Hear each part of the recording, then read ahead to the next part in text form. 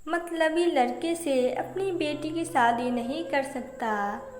रमन जी एक कंपनी के मालिक थे। कनिका उनकी इकलौती बेटी थी और उनके जायदाद की इकलौती वारिस। पढ़ाई पूरी करने के बाद कनिका ने अपने पिता की कंपनी ज्वाइन की थी। उसी कंपनी में प्रमोद भी काम करता था। एमबीए किया हुआ मेहनती लड़का था प्रमोद। कनिका के अधिकतर काम वो खुद ही कर देता था। कनिका भी उसे पसंद करती थी, उसे जीवन साथी के रूप में पाना चाहती थी। रमन जी के लिए अपनी बेटी की खुशी से ज़्यादा और कुछ भी मायने नहीं रखता था। बचपन से कड़ा संघर्ष करके आज इस मुकाम पर पहुंचे रमन जी की अनुभवी आंखों ने दुनिया देखी थी। उन्हें इस बात का अंदाजा तो था कि उनकी बेटी से जो भी विवाह करेगा वो करोड़ों की संपत्ति के लालच में ही करेगा। वैसे तो प्रमोद व्यवहार कुशल, ईमानदार और मेहनती था, पर रमन जी ने अपनी बेटी और कंपनी उसके हाथों में देने के पहले उसकी नीयत परखने की सोची। कनिका द्वारा प्रमोद को अपने माता पिता के साथ अपने घर बुलवाने का निमंत्रण दिया। उन्होंने प्रमोद ने हर्ष स्वीकार कर लिया यह निमंत्रण। शाम को अपने माता पिता के साथ आकर प्रमोद ने जब कनिका के महल रूपी घर में प्रवेश किया तो उसकी आंखें चुंधिया गई। रमन जी प्रमोद के माता पिता से बात करके आश्वस्त हो गए थे। प्रमोद की परीक्षा लेने का समय आ गया था। रमन जी ने प्रमोद के माता पिता के सामने यह प्रस्ताव दिया कि कनिका से विवाह के बाद प्रमोद इस घर में ही रहेगा। प्रमोद के पिता ने सुनी नजरों से प्रमोद की ओर देखा। माताजी ने हिम्मत करके कह दिया कि बड़े चाव से हमने अपने बेटे बहू के लिए घर बनवाया है।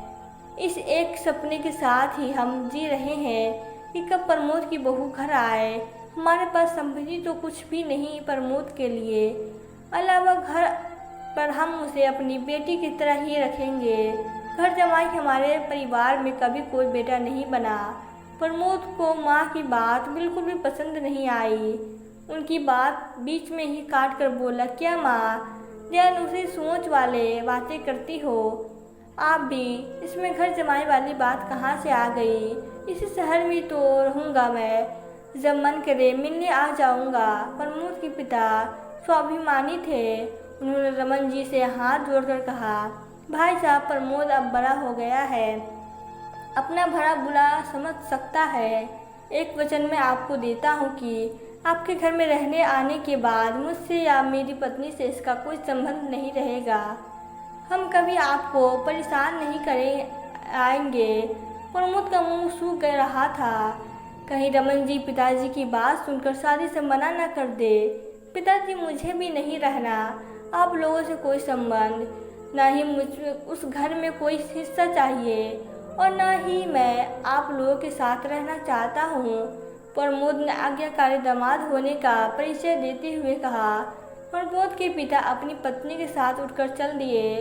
प्रमोद ने एक बार फिर उन्हें रोकने की कोशिश नहीं की कि कनिका खुश होकर पापा से बोले, पापा आप तो आपको तसल्ली हो गई ना, प्रमोद है ना आपके दामाद बनने के लायक। रमन जी ने हंसते हुए कहा, बिल्कुल बेटा, ये मेरे दामाद बनने के लायक तो नहीं, पर पालतू नौकर बनने के लायक है। यदि तुम ऐसे एहसान फरामोश इंसान से शादी करना चाहती हो तो करो, लेकिन मैं तुमसे कोई भी संबंध नहीं रखूँगा।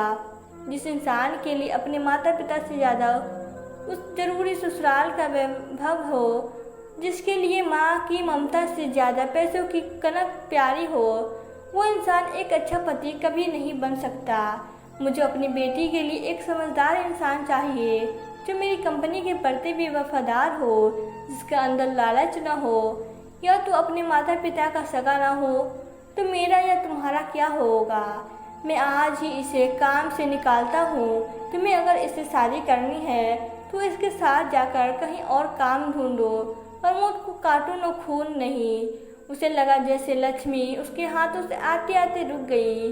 वो न घर का रहा न घाट का। तो दोस्तों लालच बुरी बात है।